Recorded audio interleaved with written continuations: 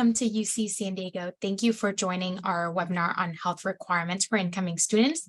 This webinar will be presented by our Student Health Services Director of Nursing, Annie Horton, who oversees the incoming requirement process for the university.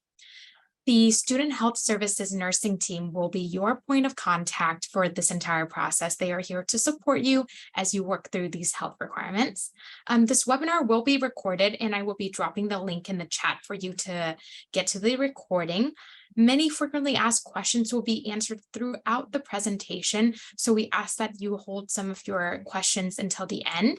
There will be a designated question and answer time at the end, and you can use the Q&A function in Zoom to send in your questions. And I will hand it over to Annie to start off our presentation. Thank you so much, Helen, and welcome to all of you wherever you're dialing in from. Whether it be California, any part of the US or any part of the world, we have students coming to us from all over, and welcome. And I'm so happy that you're here to get more information, your questions answered on this important process that needs to start before you come to campus. So we'll get into the details. So we have health requirements to keep you all protected and our whole community. All of the health requirements are focused on preventing vaccine preventable, primarily respiratory illnesses, to try and reduce the incidence of outbreaks on campus. And these happen on all campuses at different times, and the higher the level of immunity on campus, the less likely that this will have as much impact on yourself or our community. And you will have seen the impact of outbreaks, most recently, and so this is really timely, and we really put a lot of energy into keeping our community safe. And our health requirements include tuberculosis, and then a host of other vaccines that prevent, as I said, primarily respiratory illnesses, and that includes Tdap, meningococcal, MMR, and varicella. The Tdap, although that is thought of as a tetanus vaccine, and it is, but the P in Tdap stands for pertussis, which is whooping cough and a very contagious respiratory illness. We now have the COVID-19 vaccine requirement, or mandate as it's referred to, and I'll get into this and what vaccines are acceptable and what you need to do. And then for the fall, winter of when you're here, there is always consideration by the entire UC system about influenza, and influenza is often required, and there's usually more information about that.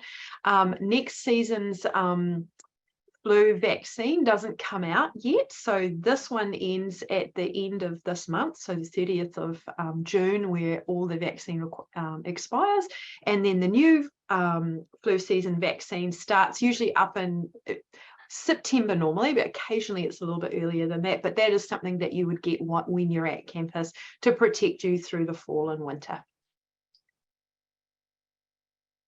And starting the requirement process, I just want to take you on a little tour of our website, because all of this information lives there. So if you remember nothing else, just go to our website. So I'm going to go over there, sharing my screen, just to show you where to find all of this information. So this is the Student Health Services website. There are other sites in our cluster, but this is the health related website. So if you go to resources, you will see health requirements, or if you scroll down the page a little bit, you can see health requirements for incoming students as a quick link. So if you go into there, it takes you to our page that covers literally everything. It gives you the deadlines, it gives you access to the forms, it gives you access to log into MyStudentChart or activate your patient-facing portal of our electronic medical record Epic. It gives you instructions on how to do that. It gives you information on the vaccine mandate for COVID-19, exemption information, forms, links to policies. So, and then if you're calling in here and you're one of these student groups, which are treated just slightly differently, Extension, REU students, and professional schools for School of Medicine and School of Pharmacy, there's a dedicated tab for you there. It lists all of our webinars, and it also gives you information on how to ask for questions, and we'll get into some more of that as we go along in our presentation.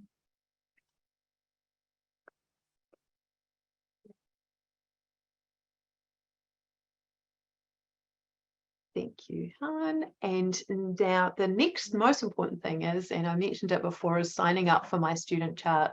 So Student Health Services uses Epic as its electronic medical record, which is the same electronic medical record as our academic hospital system. And so but we have our own version, which is private from the rest of the system, and you need to activate your student portal portion of this, and using your student AD login and password, and once you are in our system, you will be able to see you'll have links to do all of these requirements.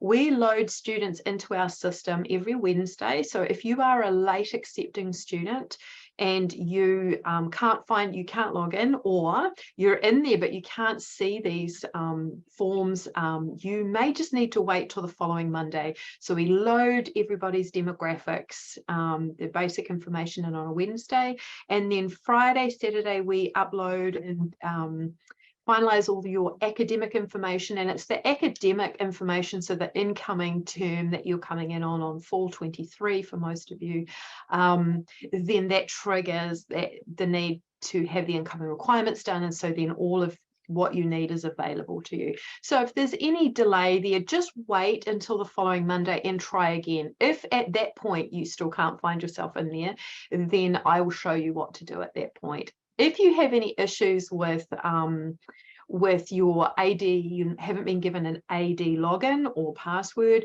then you can go, there is a link here to go to campus and ask them, or you can go to any of the admission Q&As and they will assist with that piece. So now I'm just going to show you into MyStudentChart. So I'm going to, thank you, Helen, just reshare my screen with you all. And here it is. So yours will have MyStudentChart, not my UCSD chart. This is a test environment, so mine looks just a tiny little bit different in some ways, but mostly this will be what it looks like. And you will be using this blue button, but it will say Student AD Login. Do not go through, if it asks you for a username or password, that is not the way you would go in. And if it asks you for an activation code, back out, because you've taken the wrong path. But I have to do that just for a test patient today. Let me get into here, hopefully, and then you will land on a welcome page, and it'll have all sorts of alerts, and some of these alerts may not be related to incoming requirements. There could be there could be health and age-related screening things that pop up on here, like cholesterol levels. Just ignore all of those things. Those are things you would discuss with your healthcare provider once you are a patient with us, or for those of you doing UC SHIP or UC RAFT, then that might be relevant then. But for this part of the process, it is not. And I'll take you through what are the requirements. First of all, I just want to draw your attention to a very important part of MyStudentChart called Messages. And you will have an option to access something called Ask a Nurse. And you will go through Ask a Nurse if you have any questions on this process. And that will come directly to the nursing team, to myself and a team of nurses, and we will answer those as quickly as we can. So just remember, you can always request more information that way. Otherwise, for everything else, you'll be going to menu. And the first thing I'm going to show you is the COVID-19 submission process. And why I suggest doing that first is that you have the option to hit a button that updates, and it will search all of the California registries. If you're a California person or you're from a registry that feeds into California, that may pull in your COVID vaccine and other vaccines that you may have had as a child into the system. And so that's less work for you to do. So it's a really good idea to start with this, and I'll get into what the requirements are around COVID-19, but I just want to show you where it is that you go first. The second place that you'll be going for TB and other immunizations, you'll scroll down and go to menu and then immunization and screening. And you will see two yellow boxes. The first one is TB screening, and you'll go in there and you will answer a series of questions, and we'll get into that, about risk. And then we'll come out of that. And then the other one will be the immunization history screening, and you'll go in there and you will enter your dates of your required vaccines, and then you will upload proof of a vaccine record. We do have a form. You're welcome to use our form. You don't have to use our form though.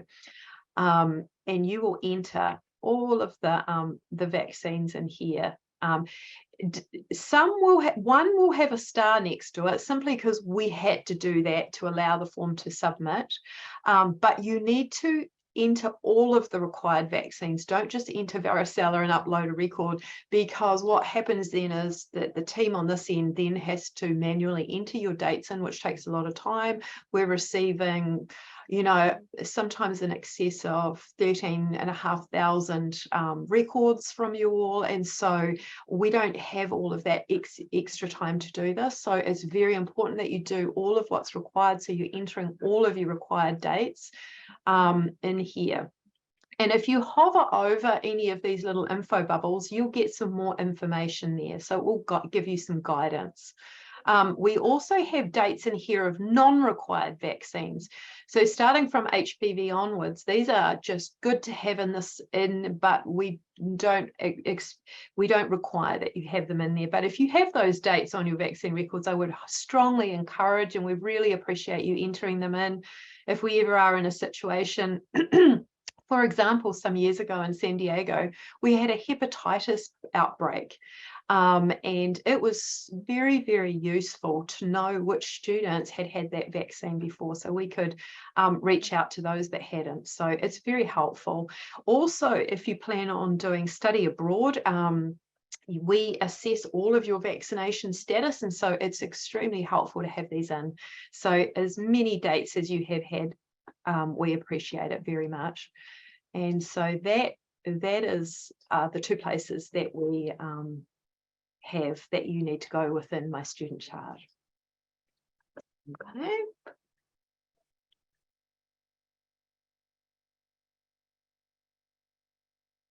Thank you, Helen. And I just want to draw your attention to what the front landing page of MyStudentChart looks like. It looks very similar to this. And this is the button that I want you to activate your MyStudentChart and go in this way. Do not go in this way. This is for UCSD patients that are with the hospital system and the ambulatory care. So, and this is specifically for students.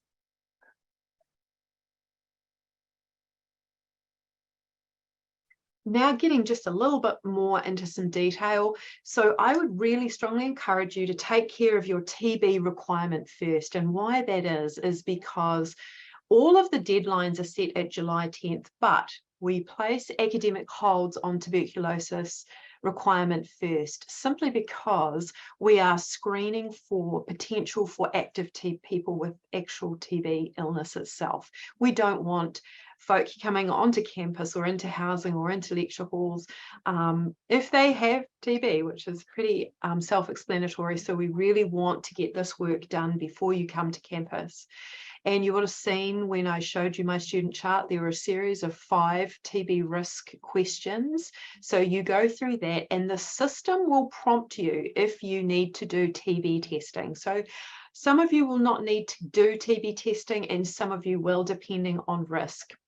So it's a good idea to take care of this requirement early so that you can see if you need to go to the next step, which is TB testing. TB testing can include skin test, which is often referred to as a PPD, where they place a little bit of tuberculin in under the skin on your arm and then read it 2 to 3 days later. Or an IGRA blood test, and that is commonly called a quantiferon or a T-spot. Either of those is totally fine. This is a very good test. And if you received a BCG, which is a TB vaccine as a child, then actually the blood test is the preferred method of testing. Sometimes it can cause the PPD to be falsely positive. The other option is a chest x-ray. Now, if either of the PPD or the blood tests are positive, then you will automatically need to get your provider to order a chest x-ray and get that done for you to make sure that you don't have active TB. For some folk, it's difficult to access a skin test or blood test, and so we will accept you submitting a chest x-ray as a primary form of screening. Please, with the chest x-ray, we need the chest report. So the report that the radiographer gives you, the radiologist, you know, with all of the crazy language on there, if you can please submit that in English alongside the form. That way we can just take a look and see if anything additional is needed. So all of the testing comes in to the nursing team, and they look individually at every single one and will communicate with you. And so if we need something else, or there's a piece of information missing, or if there's any abnormality picked up, the nursing team will forward them to myself, and I'll need to communicate with you. So please, please, please set up alerts in MyStudentChart so that you get an email or a text message when we send you a message. That way you can see if you need to do something else. I don't want the first time you realize there's a message there after you've received a hold. So it's really important to go back to see if we've communicated with you. And at this stage, which is kind of early on in the submission process, we're processing these within about 24 hours. So check back frequently to see if we've communicated with you, and do get onto this process. If you need to do TB testing, it might take a minute, excuse me, to get an appointment with a provider, with a physician or a clinic to get that done. And if an abnormality comes up, then sometimes this process can be quite long. So it's really important to get onto it as soon as you can to avoid an enrollment hold. The regular immunization requirements, as I said, the deadline is the same because we really want you submitting as soon, most of this work before you come to campus. But we don't place academic holds on the regular immunization requirements until November the 1st, allowing you time when you come to campus or come to the US or come to California to get missing vaccines. Sometimes people have got gaps in their immunizations, and perhaps you don't have insurance, or you are in a country that doesn't have Tdap, for example, which many countries outside of the US do not have access to that. So we give you that time to get all of this information in, and we don't want to disadvantage you because of a lack of access to vaccines. The immunization form that is on MyStudentChart or on the Student Health website, you can use that as a guide, and if you've got gaps and can get an appointment with your provider, take the form with you. That really helps guide them as to what we need from them and you. So but if you have had all of these vaccines and you have an excellent record from high school or childhood, you can upload that. We don't mind. Or a yellow card people submit, you can just take a photo of it and upload it into your chart. It's totally fine to do any of those options. You can have your healthcare provider, though, fill that in if they have given you vaccines, and they can transcribe vaccines from your other records, and then they can sign it at the bottom. Please submit, even if you're missing one vaccine, please submit at least most, if not all, by November 1st to avoid an academic hold. Yeah, just get onto this process as soon as possible. And then just getting into a little bit more detail about the vaccines, because we get lots and lots of questions about what these requirements actually are for the regular immunizations. The first one is Tdap. So this is an adult dose of tetanus and diphtheria with the whooping cough. So DTaP, which is generally given in childhood, or TD, which is just tetanus and diphtheria, do not meet the requirement. And as a child, most people have received sort of 4 doses of DTaP, and that does not meet this requirement. You need an adult dose on or after the 7th birthday of Tdap. The next requirement is varicella or chickenpox. So either you need to have had 2 doses of this vaccine, and it's the same with MMR actually, 2 doses, or a blood test to show that you have immunity. So if you got chickenpox as a child, you will need to ask your healthcare provider to order a blood test called a titer to show that you have antibodies to chickenpox or varicella. And then you would upload that with your vaccine records to show us. And you can self-enter the date of the positive test as well. Please do that.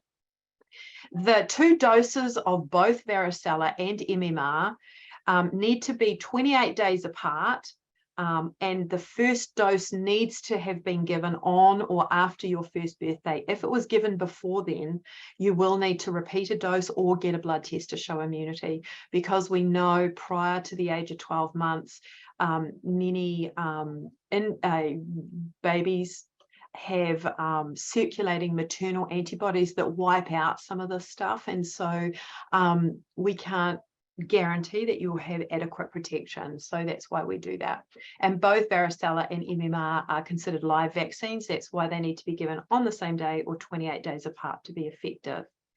The last requirement is meningococcal, and this is for students under the age of 22. It is strongly recommended between the age of 22 and 23, but not required. The dose needs to be on or after your 16th birthday. Many of you have had them way before then. If you have them on or after the 16th birthday, you'll still have antibodies while you're in college. And if you did get it earlier than that, you will need to get a booster dose.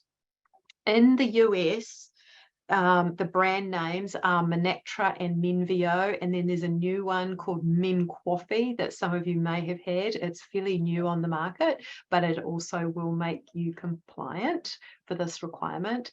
The requirement does not include the meningococcal B vaccine, so don't make that error. I mean, if you want to get meningococcal B, that would be a conversation you'd have with your doctor's office, your provider, but it's not part of the requirement. It is the meningococcal ACWY vaccine.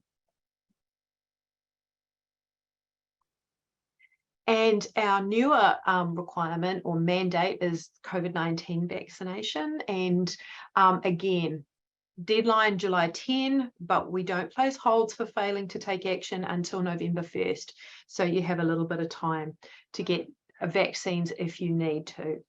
And I showed you how to do that. Go to menu and then COVID-19. And if you've had anything that's in any of the immunization registries or other health systems that use EPIC, actually, it will bring that information in. We accept FDA and WHO approved vaccines.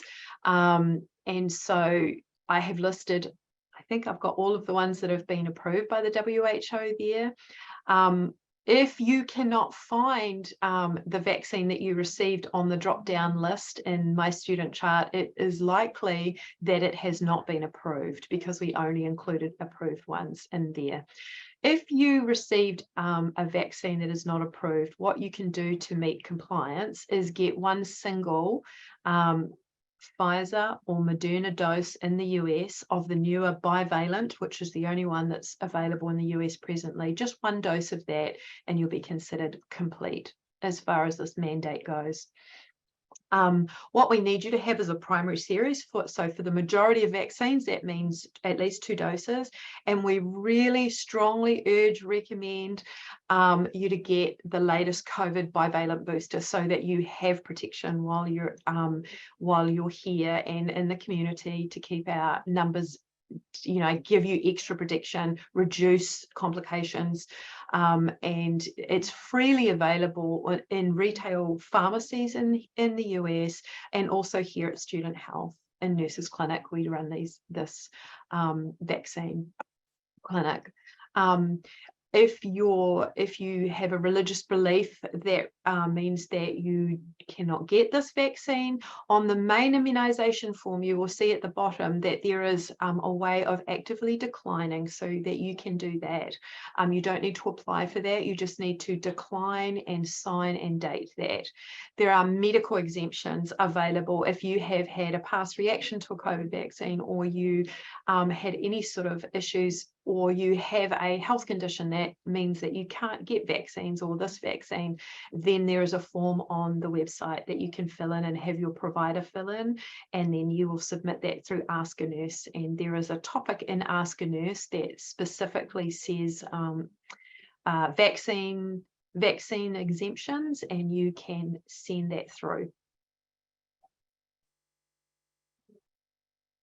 And then just some frequently asked questions that we get a lot of the time. So I thought I'd just cover those before we take a look at your questions that you've had coming up during this webinar. If, some people are not sure where to find their vaccine records, and some places to think about are your existing healthcare provider. You can request records, past providers, early childhood, schools, other colleges that you've had to submit vaccines to, are all places that you can go and find your vaccine records. If you can't find any vaccine records, and we always have a number of folk every year that can't find any of their historical vaccine records, you can go to a healthcare provider and ask for a blood test for MMR and varicella, and then you would need to get a booster of Tdap, and if you are under the age of 22, also a booster of meningococcal, and then you would meet requirements. And again, if you've got vaccines that aren't available to you, you can get these on campus. All of these vaccines and many others are available here at Student Health. If you have UC SHIP, which is the school insurance, there is no charge to come to Student Health for any of these vaccines. If you do not, there will be fees associated with it. Every student that comes to UCSD has to have health insurance. If you have an outside health insurance, it has to cover these vaccines. So you will be able to access them free of charge from, the quickest place is retail pharmacies. There is a retail pharmacy on campus that administers vaccines, and so that could be an option to you as well. And we, all through the year actually, but particularly in the fall quarter, I run alongside our regular nurses clinic, a vaccine clinic that just does COVID, flu, Tdap and HPV. So it's a very quick turnaround appointment. If you need other vaccines, you need to make an appointment within our general nurses clinic, and these appointments can be made online in MyStudentChart by going to visits, schedule an appointment, and you will see these two visit types in there. And you can book in, and it has available, I think, up to 30 days out from when you're trying to book. Those appointments fill up very quickly. There's a huge demand on all appointments in the fall quarter, as lots of students are trying to catch up with these vaccines. So that's why it's a good idea to get as many as you can before coming, and then just get any gaps you have when you're here. If you had a BCG vaccine as a child, and some countries require that you get this, and you'll know if you had it by a little indentation on the upper part of your arm muscle, you do need to do TB testing. It doesn't provide lifetime immunity to TB, and it doesn't prevent latent TB from converting to active TB. So we do want you to do testing. And as I said, the best form of testing if you've had this vaccine is quantiferon, but if you have access to the skin test and that is all, then fine to go ahead. If your skin test was positive though, you will need to get a chest x-ray, or if your quantiferon is positive. If your medical records are not in English, please have them translated so we can see what you've had. And many vaccine records already have some translation in them and indicate what vaccine it is that you've received. Again, if your religious belief excludes receiving vaccines. You can choose to decline the COVID-19 vaccine, but you don't have that option for the other vaccines at this time. If you have an allergy or other medical reason why you can't get a vaccine, then again, use the medical exemption form for that. And then just again, deadlines and enrollment, hold dates. So deadlines are all July 10, and then the TB enrollment hold goes on July 31st, and holds are placed November 1st. And an enrollment hold does exactly what it sounds like. It prevents enrollment in the upcoming quarter. So for TB, you won't, if you get an academic hold, you won't be able to enroll in fall classes until you get that cleared, get that TB completed. And for the immunizations, including COVID-19, it will prevent winter enrollment. And classes fill up fast, so it's really important that you work to get this done so that you don't receive a hold. If you do receive an academic hold, then what you need to do is just follow this process and get that hold lifted, and we process them as quickly as we can. And getting help, Ask a Nurse is probably the quickest, reliable, and most secure way of getting assistance. At the moment, we're turning those messages around within 24 hours, even on weekends and holidays and in the evenings. But as we draw up to July 10, when our submission rate goes through the roof and our question rates go through the roof, it will take longer to get a response to that question. Same with hold dates, so end of July and then November 1st. The volume of questions coming in is huge. So it's another incentive to get onto this process early. If you are having technical issues with setting up MyStudentChart, or something is weird within MyStudentChart, there's an email there that shstb@health.ucsd.edu that takes you actually to our medical records, and they assist at troubleshooting technical problems, and they will reach out to myself and our IT manager and beyond if we need. If you're having technical issues, please don't send any health records that way, because it's not a secure way of transmitting medical information. Everything is on our website, and yeah, just please, if there's one thing, just start this process now if you haven't already.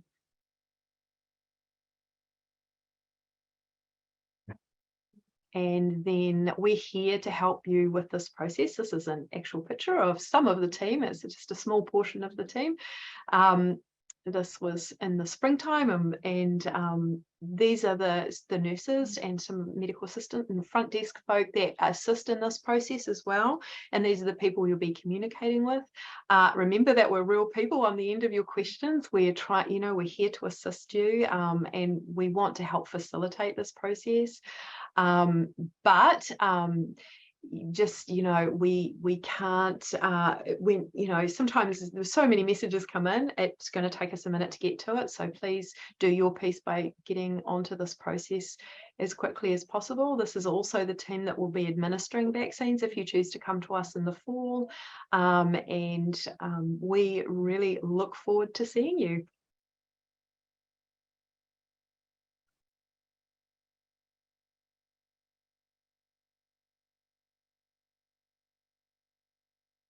All right, thank you so much, Annie, for this information. And let's move on to our Q&A portion of the webinar. Let me scroll up here. Can you clarify the deadline for a transfer student for all health requirements? It's exactly the same. So all of these requirements and the deadlines apply to transfer and readmitting students, as well as new incoming students. Also for students transitioning between undergraduate and graduate. If these records were in your UCSD student chart as an undergrad, will these records automatically roll over into the grad health portal? Yes, the immunizations will, but the TB won't. So the TB will need to be reset. It will be reset and you will need to complete that piece again. But if the immunizations are in there, then yeah, that is good. I would double check though. You can send us a message and we'll just make sure that everything is complete. There are no gaps, nothing new has become, out of date, and we can reassure you if compliance has been met. Are there any extra steps or requirements for international students? No, there's nothing extra required for international students. Just know that if you're having trouble getting hold of certain vaccines where you are, then you can get them in the US or with student health.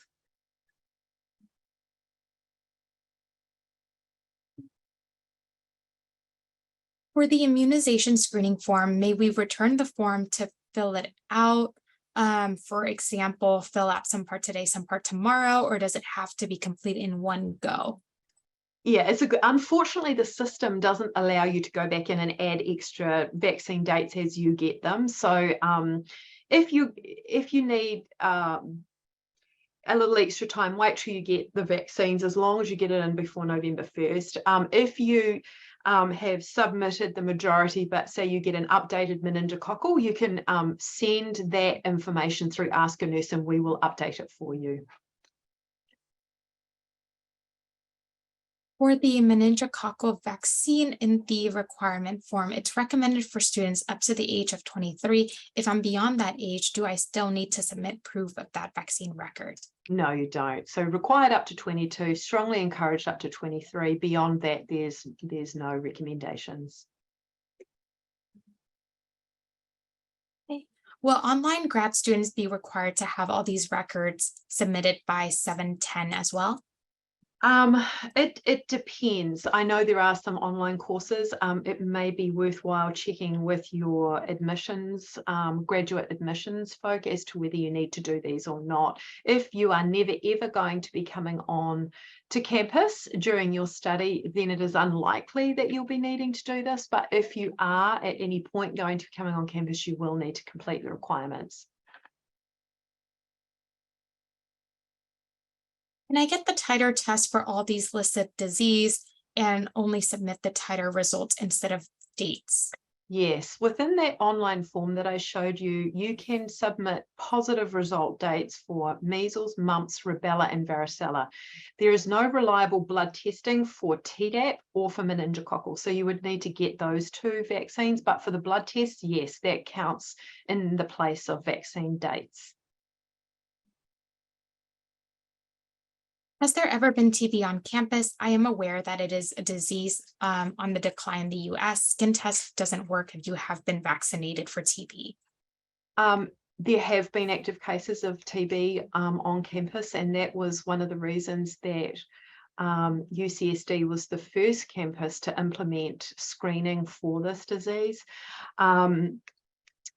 You are right. The skin test can be falsely positive for some people that have had BCG vaccine. So we would recommend the blood test or chest X-ray in place of that.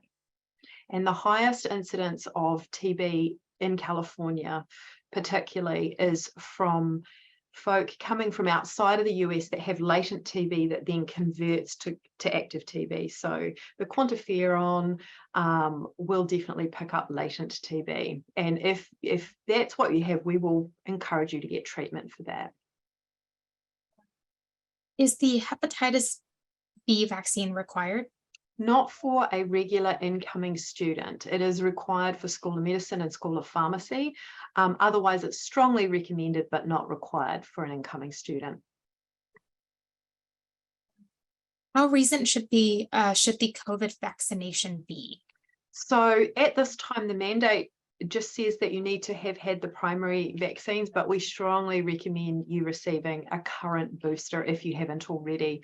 If you've received one dose of the most current bivalent booster, there is no recommendation outside of being over the age of 65 or being immunocompromised that you would need to receive that again. So yeah, keep up to date with the current, but as far as the mandate goes, as long as you have dates in there for the primary series, then that will meet the requirement. If I'm attending summer classes, do I need to submit all the forms before coming onto campus? It is strongly recommended if you are coming on for a summer class and then progressing into the fall, the deadlines will be the same, but it is, and please get your TB done before coming onto campus, TB screening.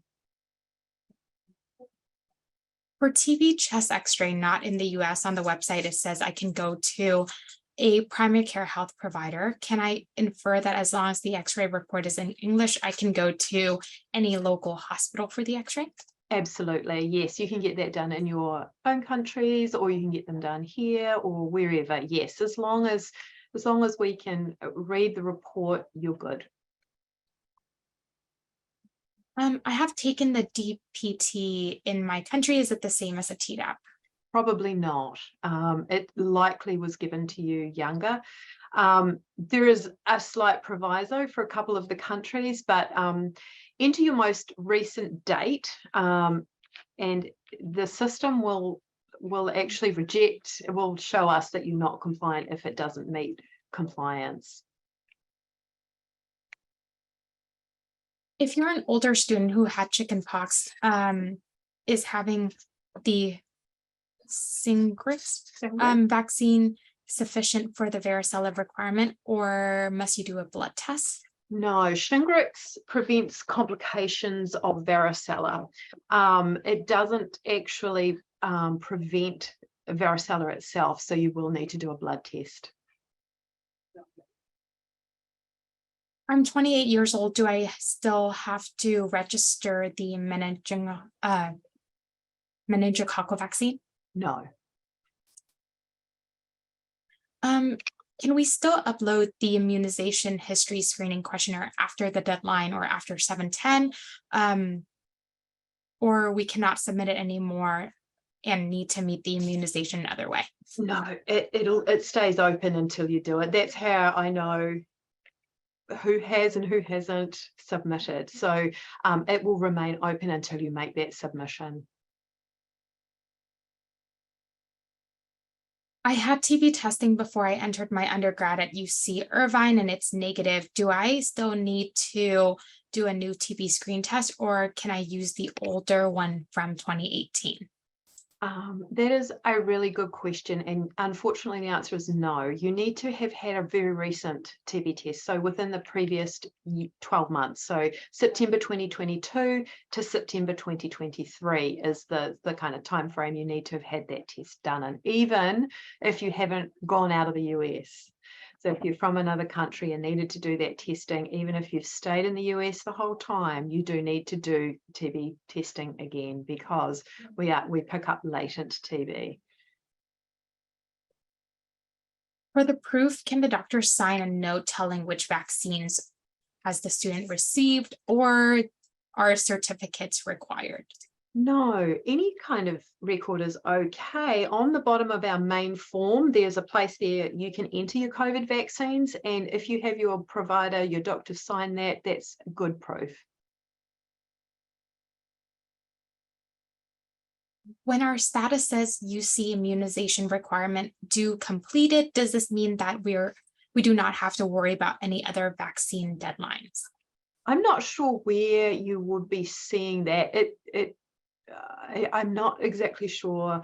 Mostly you can't see whether that compliance status is fully complete or not. If you go in and you've already submitted it, it won't allow you to submit again. If you're seeing it there, if you've had a message from one of the team to say everything's completed, then you can rest assured it's completed.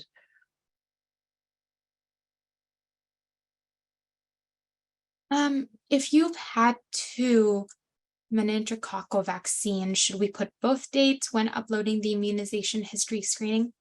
Put the most recent date. Does the report of chest x-ray have to be officially translated, or can I have it, or can I translate it by myself, then upload the x-ray picture and the translated report?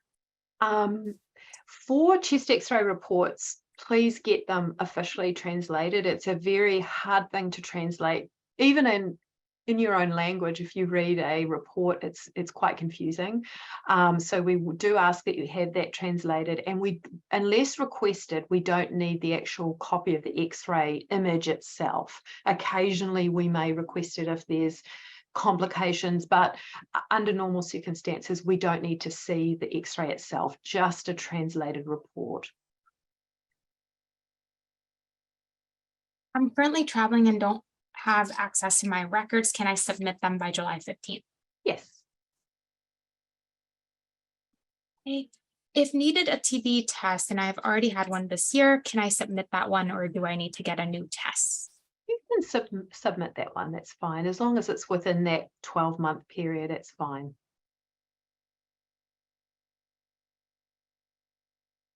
Okay. If my vaccines are already updated in MyStudentChart, do I need to submit proof of the vaccine? No. If we've received them from within sort of the EPIC family of, or within California registry, they've usually been administered, and so we don't need additional proof. So if you see a date already there for one of your vaccines, you don't have to upload proof for that. I went to get my TB test done. When I go back to see if the test is negative, should I bring the TB document with me to get filled out, then turn in that document? Yes, that would be wonderful. Yeah, and that form also serves as a guide for your provider if more testing is needed, and we have them sign in and stamp that, and then you can submit that. Where would we submit the COVID-19 declination form? So the declination is on the base of the regular immunization. So when you're uploading your immunizations, you can just, we will see it, or you can attach it to a message to ask a nurse, and then we will see it and process it and acknowledge that with you. If you don't receive an acknowledgement of that declination, I would send us a message.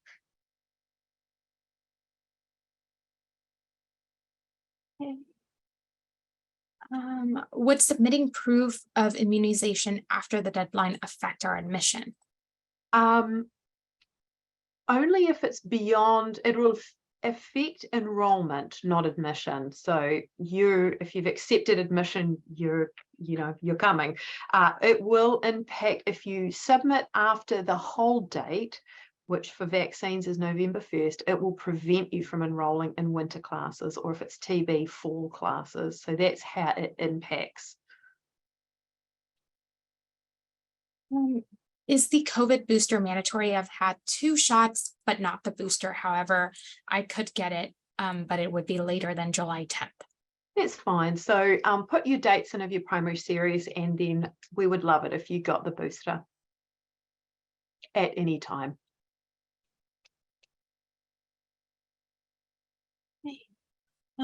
My yellow card does not include Tdap vaccination. Does this mean I need to go get the Tdap shot?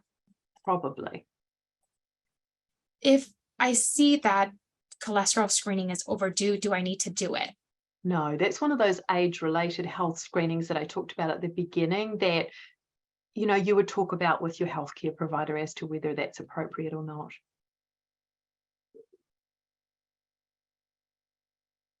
Okay. This one's been done. If we just miss the deadline by a few days, are we still placed on hold for those stated deadlines? No. So the deadline is set at least several weeks before the holds go on. And so no, a couple of days probably won't cause a problem, but a couple of weeks will cause a problem. But even if you get a hold on, the way to get it off is just to submit what you need. So if you couldn't access, for example, a doctor's appointment to get a TB test until August the 3rd, a hold would be placed. But then as soon as my team and myself, we process these, there's a report lifted every day through the week that says this person now has met compliance, and that hold will be automatically lifted.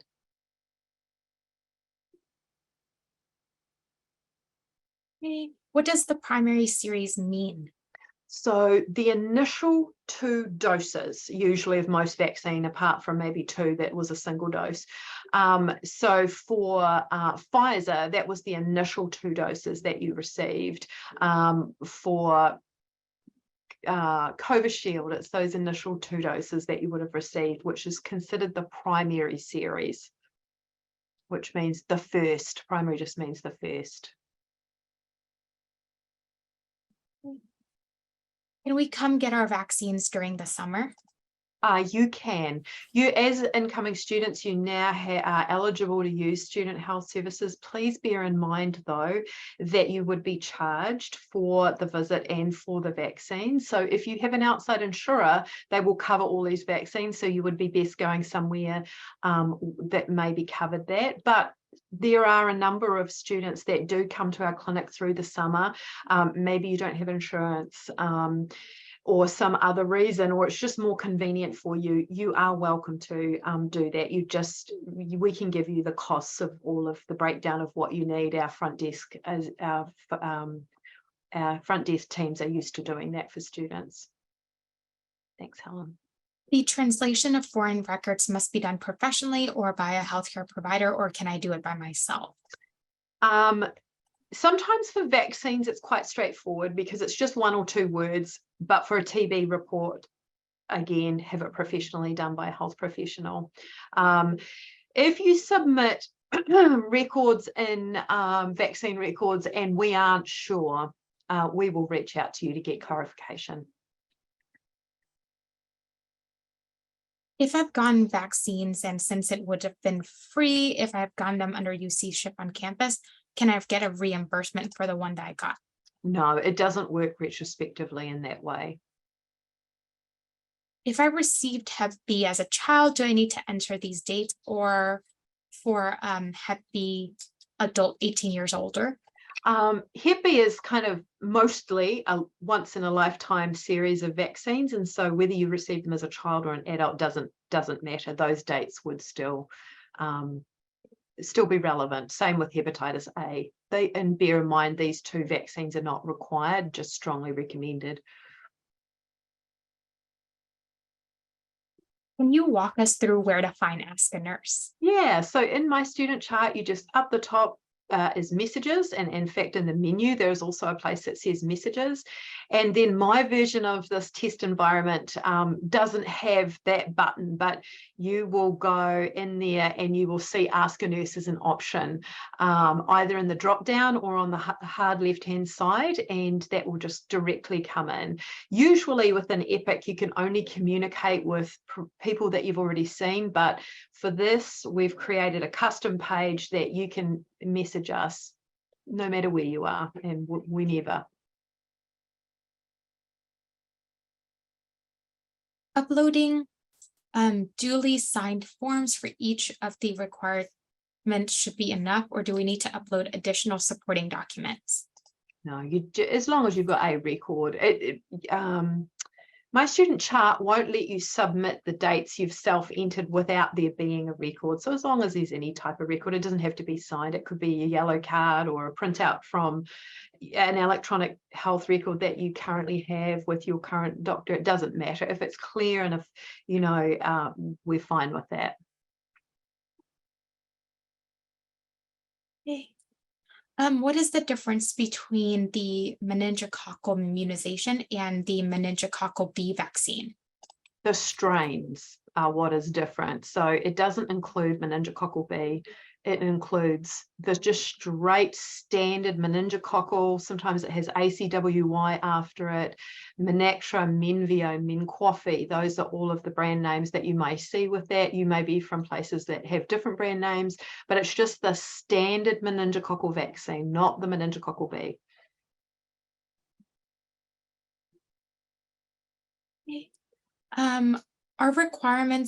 Will the requirements be automatically updated on the applicant portal?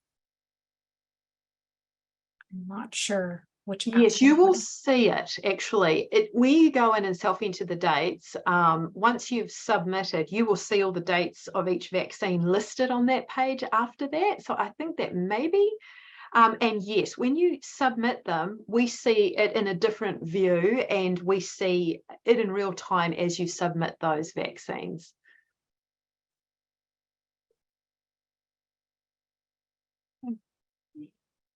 Do you offer a vegan version of the TB vaccination? Do not know the answer to that, but we don't have TB vaccination in the US. We have TB testing.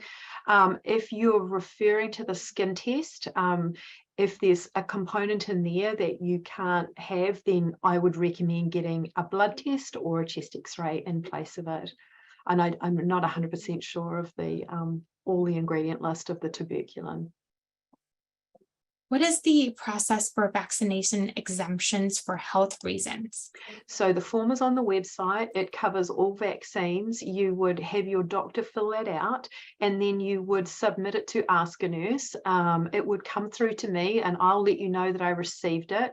I then submit it to our Assistant Medical Director for consideration, and we will request any additional follow-up information from you if we need it.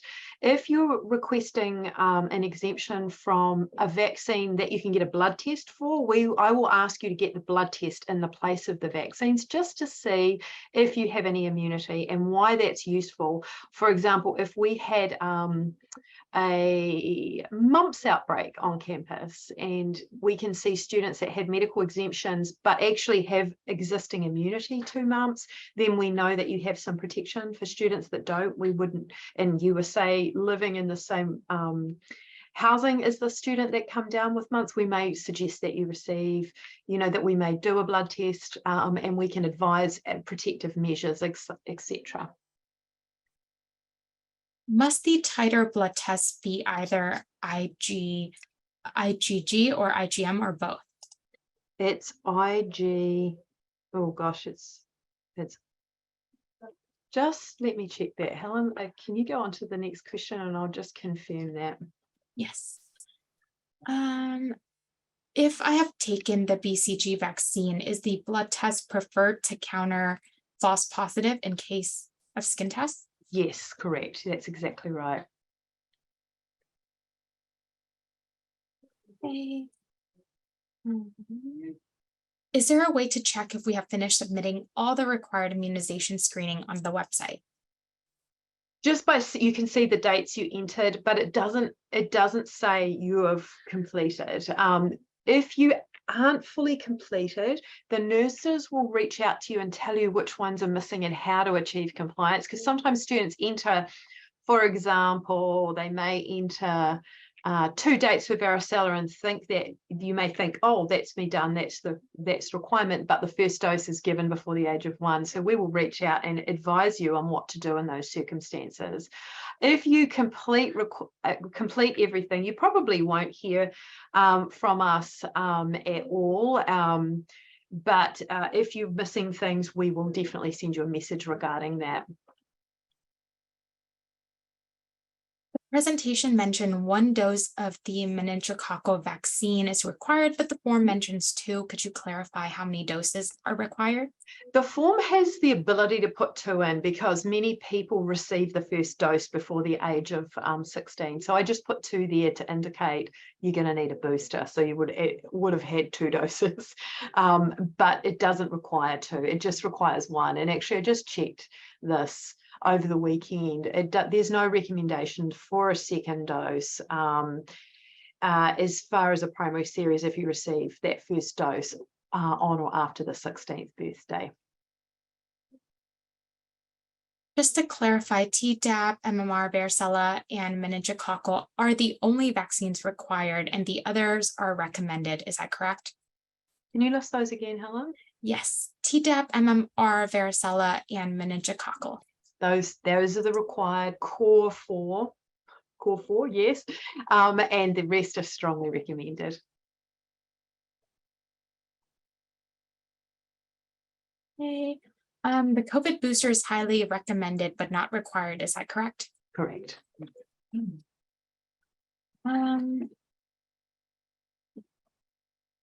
Do we just answer questions on the questionnaire, or are there official documents required to upload it as well? if you're talking about the TB questionnaire, it's just you just answer the questions, and then the system will tell you if you need to upload testing. So if the system triggers that you are at higher risk of having had an exposure to TB, it will leave open a little upload button for you to come back and upload that information.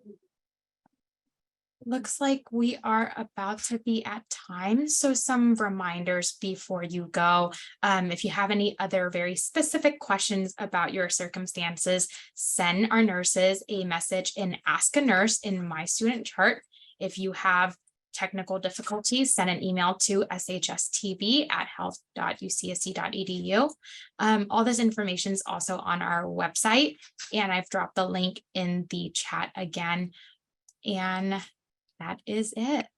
Thank you, everybody. We will see you soon. Thank you.